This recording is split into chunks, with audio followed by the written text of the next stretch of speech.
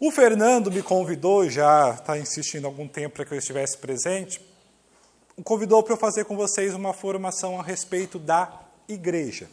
Tá? E existem muitas coisas que a gente pode falar da igreja, análise que a gente pode fazer. Eu posso olhar a igreja a partir da história, a partir da teologia, a partir dos sacramentos. Então, eu meio que defini com o Fernando uma linha para estudar com vocês, que é mais a linha histórica dessa igreja, porque, querendo ou não, vai cair depois na teologia. E nesta manhã eu quero trabalhar com vocês um pouco disso, beleza? De uma forma bem didática, bem comunicativa, bem simples. Talvez tem pessoas aqui que têm já um grande conhecimento a respeito, seja da história ou seja da fé da igreja. Outros talvez não tenham conhecimento algum, mas eu espero, com a minha fala, com a minha abordagem, ser bem claro para vocês, beleza? Transmitir uma linguagem bem clara. No final, haverá um momento em que eu vou deixar aberto para questões, para perguntas, e a gente vai conversar a respeito da minha exposição, mas nada impede, durante a minha fala, fazer uma pergunta, desde que seja daquilo que eu estou falando, beleza? Mas no final aí fica aberto para mais diversas questões, tá bom? Por que eu estou aqui? Né? Porque eu vou falar sobre disso. Como o Fernando falou, eu fui 6 anos seminarista aqui da Paróquia São José. Então eu fui em Marama, me formei em filosofia em Maringá, fui para Londrina me formando em teologia, saí, mas depois terminei por fora. Hoje, até mês passado, terminei o mestrado pela UEM de Maringá na área de educação. Então, hoje eu estou atuando na área de educação. Tenho uma empresa de assistência estudantil, lá em Maringá, onde fica a minha casa, tem um escritório, enfim. Mas, além disso, eu também ministro aulas. Até ano passado, ministrava em cursinhos lá em Maringá, mas acabei abandonando por diversas razões. Então, esse ano, apenas online, mediante a nossa plataforma que nós temos do site, e agora aqui na Unipar de Umarama. Então, se vocês forem fazer uma pós-graduação, por exemplo, na área de educação, provavelmente vocês vão me ver ali em algumas aulas aqui da Unipar. Então, por conta disso, desse conhecimento que eu tive no decurso do seminário, e aí, às vezes, o outro me chama para fazer essa formação sobre teologia. Inclusive, aqui na São José tinha uma escola de teologia que terminou há 2 meses atrás, que eu era o coordenador. Atrasou por conta do período pandêmico, enfim, mas ano que vem essa escola abre novamente, uma escola de teologia paroquial, e aí a gente vai estar divulgando para aqueles que querem fazer um curso de teologia, né, perpassar aí toda a história, todos os temas dentro da teologia. Beleza? Nessa exposição, eu vou voltar com vocês lá naquele conhecimento básico da escola de vocês, da história, quando o professor de história trabalhava alguns povos, enfim, eu vou meio que forçar a memória de vocês para aquele contexto, porque eu preciso de algumas informações sobre aquilo. Mas, obviamente, que eu vou expor tudo isso, tá bom? Eu vou começar, embora tenha um slide ali, mas é só em alguns momentos que eu vou utilizar. Eu quero fazer com vocês uma espécie de linha do tempo. Esse quadro aqui é horrível, tá? Eu já reclamei da aula um monte de vezes para trocar, mas até hoje está aqui. É vidro, por causa do reflexo, vocês quase não enxergam. Mas, qualquer coisa, eu dou um jeito de forçar aqui a imagem. Nós estamos em que ano? 2022, depois de quê? Cristo. Nascimento ou morte? Nascimento. Então, Cristo, teoricamente, nasceu no ano 0. Quantos anos Cristo morreu? Mais ou menos? 33. Então, Cristo morreu no ano 33 depois de Cristo. Tá? Então, a gente conta a história no calendário cristão, que é o calendário gregoriano, a gente conta a história a partir de Cristo, de modo que a gente está há 2022 anos depois do nascimento de Cristo. Tá? Então, a gente, indo para trás, a gente vai chegar no ano 1500, ano 1000, ano 500. Chega no ano 0, a gente começa a diminuir. 100 a.C., 200 anos antes de Cristo, 1000 anos antes de Cristo, e aí a gente conta a história desta forma, correto? Dentro da história, o Cristo nasce no ano 0. Porém, obviamente, naquela época, Cristo nasceu, vamos contar a partir de agora. Não foi bem assim, até porque Cristo nasce em um outro contexto, que é o contexto de Roma, onde a história ela era contada a partir da fundação de Roma. Quando Roma foi fundada, a cidade de Roma, eles começaram a contar a história. Então, quando Cristo nasceu no ano 153 ou 157, se não me engano, depois da fundação de Roma. E os anos eram contados assim, beleza? A partir da fundação de Roma. Só um bom tempo depois que aí vai ter a mudança, que eu vou conversar com vocês sobre isso, tá bom? Mas só para situar onde há o nascimento da igreja. Cristo morre no ano 33, então Cristo aí viveu aproximadamente 33 anos e a gente conta a história então a partir disso. Depois eu vou contar mais detalhes sobre isso. Quando a gente volta um pouquinho lá antes de Cristo, vocês estudaram na escola de povos famosos? Romanos, obviamente, que eu comentei já. O que mais? Persas, gregos. Qual que é os faraó? Os egípcios. O que mais? Islamita, seria mais para o povo hebreu. Mais algum? Todos esses povos que vocês estudam lá na história antiga, todos eles que vocês citaram aqui são anteriores a Cristo. Obviamente que os gregos e os romanos ainda permaneceram um bom tempo depois. Tá? Mas todos estes povos são povos antigos que você estuda lá no colégio. Aí você estudou os egípcios, você estudou a pirâmide, que eles enterravam, construíam aquilo para o faraó, enfim, vocês estudaram esses povos. Alguma vez na vida de vocês chegaram a ouvir sobre esses povos, correto? E vocês já ouviram falar também de Homero. Vocês talvez não sabem o que é, mas vocês já ouviram falar de um tal de Homero, ou também chamado Hesíodo. Isso é uma outra pessoa, tá? Duas pessoas, Hesíodo e Homero.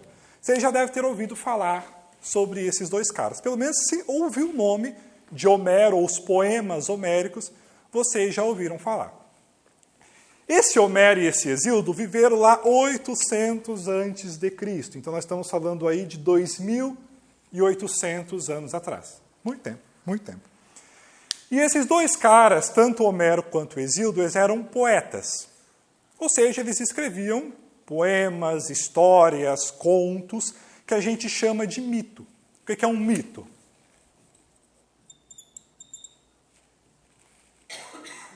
O que é um mito? Uma história que não tem uma ciência por trás, não tem como eu provar. Isso é um mito. Então, são histórias fabulosas, contos. Por exemplo, tem aquela historinha, um conto criado. Isso é um mito, é uma mitologia. Tá? Então, nesse contexto, lá de 800 anos antes de Cristo, estes caras, tanto Homero quanto Hesíodo, eles criaram uma diversidade de poemas, que se tornaram a chamada os poetas gregos. Um monte de poemas que seriam poemas históricos de mitologia, de modo especial de deuses. Falam deuses famosos da mitologia grega. Apolo, Atenas, Afeu, o que mais? Zeus, alguma mulher? Afrodite, Eros. Tudo isso são deuses, ou seja, personagens criados tanto por Homero quanto por Hesíodo. Então são histórias. E por que eles criaram essas histórias? O que o deus Zeus ou o deus Eros fala? O que eles explicam? Qual é o objetivo desses poemas? explicar a realidade. Imaginem só, há 2.800 anos atrás, um povo que não tinha escrita, não tinha ciência, não tinha medicina, não tinha absolutamente nada de conhecimento, vivia em tribos, cavernas, deu um terremoto. Hoje, se der um terremoto, o Brasil está ferrado, né? Porque vai cair tudo. Mas a gente sabe o que é isso. Não, um terremoto, beleza, assim, já explicou. Ah, aconteceu um eclipse lunar, uma tempestade, um furacão. Beleza, a gente sabe tudo isso. Está tudo de bandeja dado para nós. Mas e naquela época? Então, tudo isso era algo assustador. A sociedade, a natureza, assustava as pessoas. Então, estes poemas eram uma forma de acalmar o povo. Por quê? Ah, porque chove. Chove quando o deus Eros está namorando a Afrodite. Não sei. Ah, tem tempestade quando o deus Apolo está nervoso. Então, nós magoamos o deus Apolo. Alguma coisa a gente fez contra o deus Apolo. Então, toda a sociedade ela era explicada a partir desses mitos. Era uma forma de acalmar as pessoas. Então, tudo girava em torno desses deuses. Esses deuses, obviamente, uma criação humana, mas explicava a sociedade para aquela época. Um mito é uma ciência? Não. Um mito é uma verdade? Não. Ele é fruto ali das pessoas que criam este mito, criam essa história para explicar a realidade. E todo mundo vivia assim, muito bem, obrigado. Não tinha problema nenhum, cada um com seus mitos, e o povo vivia feliz. Tá bom? Qual que é o problema? O problema é que essas tribos, eles começam a evoluir, de modo especial por meio de relações comerciais. Por exemplo, vocês são uma tribo, vocês são uma outra tribo, correto? Qual que é o nome de vocês? Dá qualquer nome. Tribo? Tá, tribo Resgate. Criativo no nome. Tribo Judá. Vocês são a tribo Resgate, vocês são a tribo Judá, tá bom? Vocês têm aí uns casais, beleza, moram na nossa caverna, e o Judá também mora numa caverna, vocês numa região, e vocês em outra, e vocês nunca se viram, tá? Vocês sempre viveram muito bem, obrigado. Vocês sabiam de ameaças externas, mas vocês nunca também foram atrás, que eles não queriam se ferrar, tá? Então, cada um vivia muito bem, obrigado. Aconteceu que, conforme houve um crescimento, vocês começaram a se multiplicar, né, fazer filho, enfim, começou a ter necessidade de alguns alimentos, e vocês, da tribo Resgate, começam a se movimentar.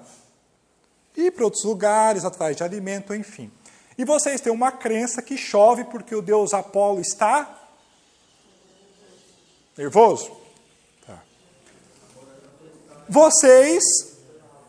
Para vocês, chove porque a deusa Afrodite está triste.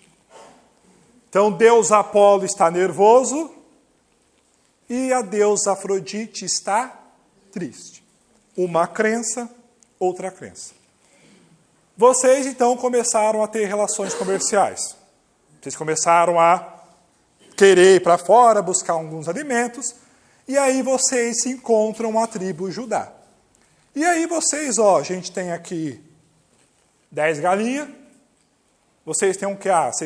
Nós temos 5 pacotes de sal, então vamos fazer a troca, que é o escambo, que não tinha dinheiro, então tudo era por meio de troca. Eu te dou uma galinha, eu te dou 10 galinhas, você me dá um boi, e por aí vai.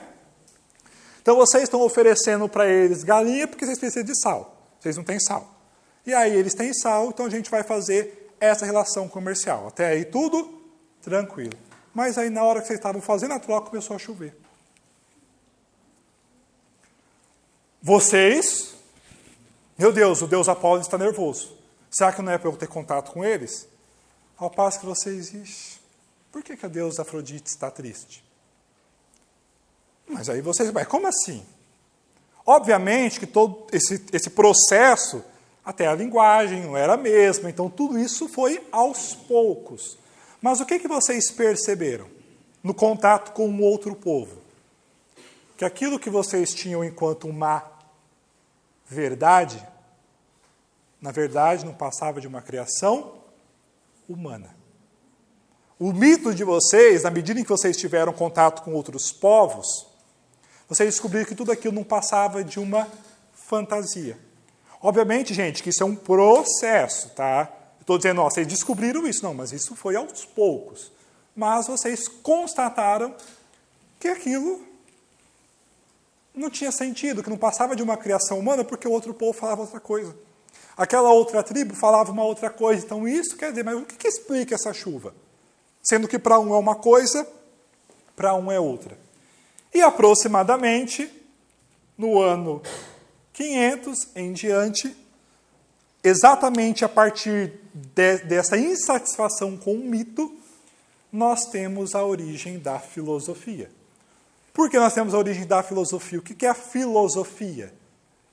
Uma definição básica de dicionário Aurélio. A filosofia é a busca da verdade. Então, agora, algumas pessoas da tribo de vocês e da outra tribo, que eram talvez um pouco mais investigativas acerca da natureza, começam a tentar explicar por que chove. Começam a tentar explicar por que acontece determinada coisa, não mais a partir de um mito, mas a partir da observação da natureza. Tem aquela história do Galileu ficar olhando a maçã. Por que a maçã cai da árvore? Não tinha o que fazer, não tinha boleto para pagar, mas por que ele ficava olhando a maçã? A maçã caiu da árvore. Por que a maçã caiu da árvore? Tem uma gravidade. Tudo que cai, sobe, cai. Tudo que eu solto, cai. Eu observando a natureza. Então, quer dizer, pessoas passam a observar e tentar explicar a natureza agora a partir de um processo racional. E aí nós temos a origem daquilo que nós chamamos de filosofia, a busca da verdade. Por exemplo, temos um primeiro, uma espécie, é mais um matemático do que um filósofo, nós temos o chamado Tales de Mileto. Foi o primeiro filósofo da história, que nós temos registro, né? Tales de Mileto, porque ele é de Mileto. Tales de Mileto, ele dizia que tudo tem no mundo vem da água. Mas por que ele explicava isso? Tales de Mileto observou que na natureza, tudo que tem vida é úmido. Tudo que tem vida possui umidade. Ao passo que tudo que não tem vida, tudo aquilo que é morto, tudo aquilo que é seco, não tem umidade, não tem água. Qual que é a conclusão que o Tales de Mileto chegou? Ora, a vida provém da água. Por quê? Porque tudo que tem vida tem água. Obviamente que isso é uma criaçãozinha besta dele. Mas é uma criação besta, mas ele criou isso a partir de uma observação. Ele observou a natureza e explicou, olha, o mundo veio a partir da água. E aí veio um outro depois, que é o Anaximandro, não, o mundo veio do ar. Porque tudo aquilo que tem vida tem ar. O que não tem vida, o que não tem ar, é morto. Aí chegou depois outro, não, mas como eu explico o seco do Tales de Mileto? Seco também é alguma coisa que existe? Não, então tudo provém dos 4 elementos. Que é até uma tese legal. Tudo é água, terra, fogo e ar. Os 4 elementos. Tudo no mundo é terra, ar, fogo e água. Ele chegou a essa constatação. Então tudo provém de 4 elementos. E aí, um vai contradizendo o outro e começou a criar uma teoria racional da razão, buscando explicar as coisas. E aí a gente tem os chamados filósofos, que é aquilo que vocês estudam na faculdade, vocês não lembram nada, ou que vocês estudaram na época da escola, vocês não sabiam por que estavam estudando aqueles caras. Né? Esses caras, esses loucos, esses homens, buscavam então explicar a realidade. Por isso que eram chamados de filósofos.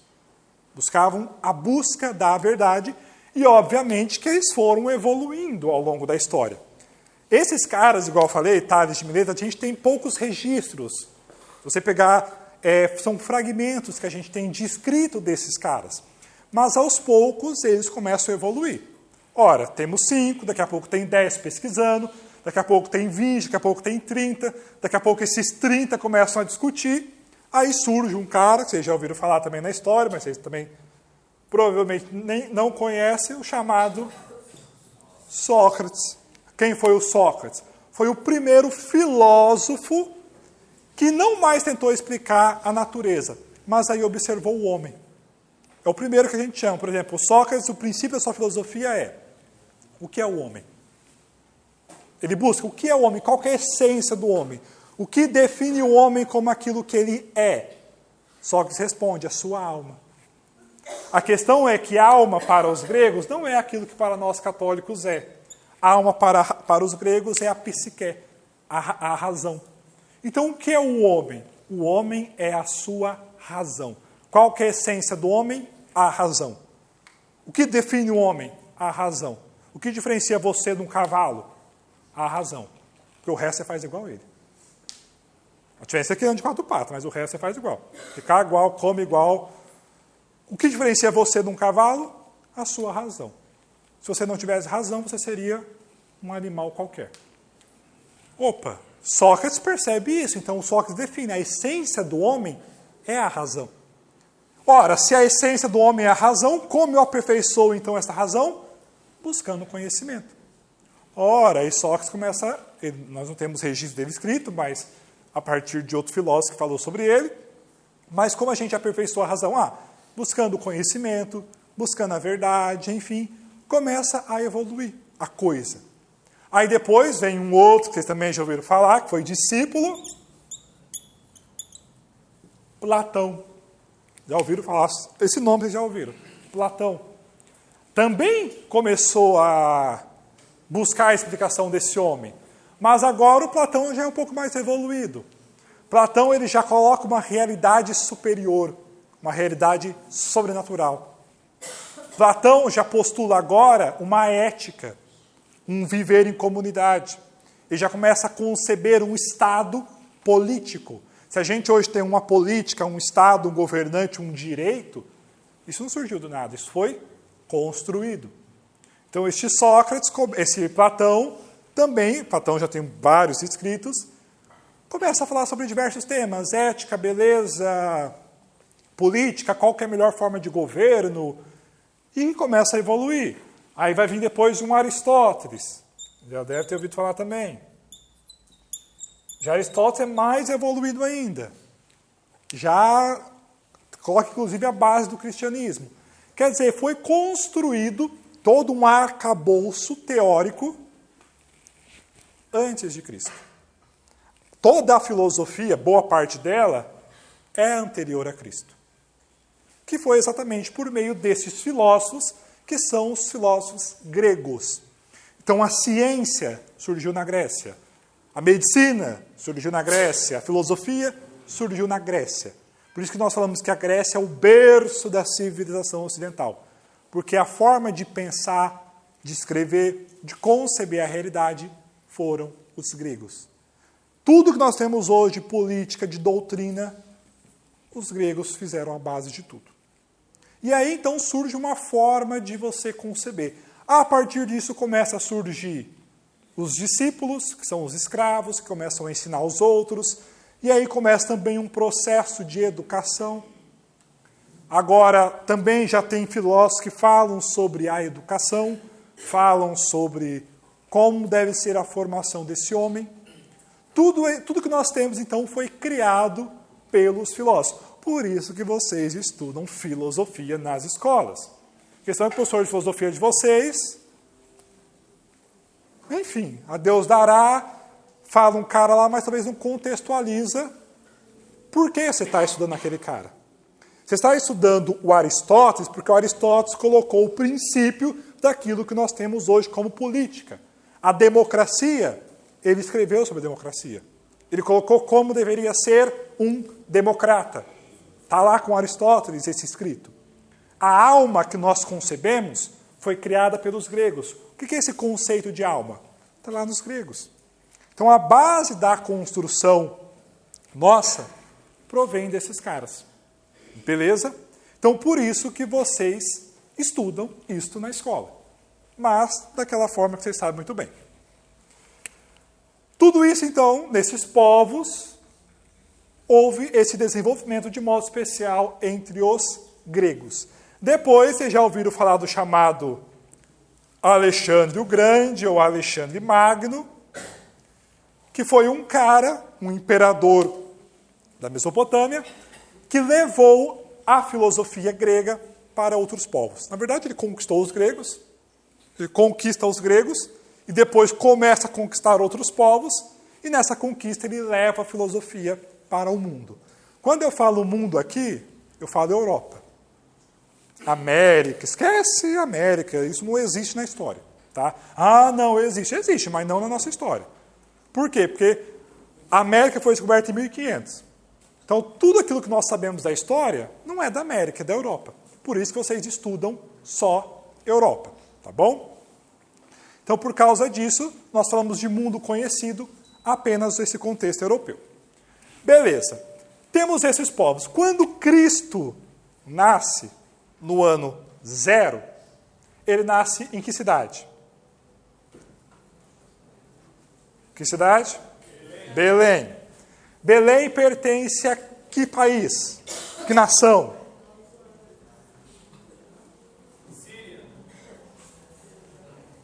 Mas um outro nome. Nome bíblico. Não. Constantinopla é depois de Cristo. Jerusalém é a capital. Israel. Jesus nasce em Israel. Se vocês pegarem o mapa,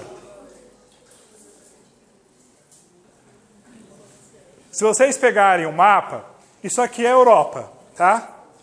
Tá aqui, ó, Portugal e o escambau todo da Europa. Aqui nós temos o norte da África. Aqui nós temos os ricos, os Emirados Árabes. Aqui nós temos a Rússia. E no meio nós temos o Mar Mediterrâneo. Jerusalém está aqui. Aqui é Israel, essa botinha aqui, ó, tipo Europa, tipo Roma. Israel está aqui. Esse é o mar. Israel está aqui. Jerusalém é a capital. Cristo nasce em Belém. Correto? Então, temos aqui um país, norte da África. Esse norte da África é diferente da África africana, dos negros, porque a África separa em dois povos. Abaixo do deserto do Saara é a África negra. Em cima do deserto do Saara, a gente chama a África branca, que seria os Emirados Árabes, enfim, Egito. Então, Jesus nasce aqui. Esse mapa aqui mostra todos os povos que Roma, na época de Cristo, havia conquistado. Então, Roma conquistou todo o mar. E conquistou também Jerusalém, conquistou Israel. Vocês sabem que Roma foi o grande império, o maior império do mundo, conquistou todo o mundo conhecido e conquistou Israel. Então, quando Cristo nasce, quem estava dominando Israel? Os romanos. Então, os romanos dominavam Israel. E o que é esse dominar? É você pagar imposto. Para ser bem sincero. Tanto é que vocês sabem que os judeus eles tinham liberdade de culto, Jesus pregava, Jesus falava, tranquilo. Mas eles eram dominados pelos romanos. Já assistiram aqueles filmes que passam os cavalos, o povo correndo escondido para recolher o dinheiro do povo?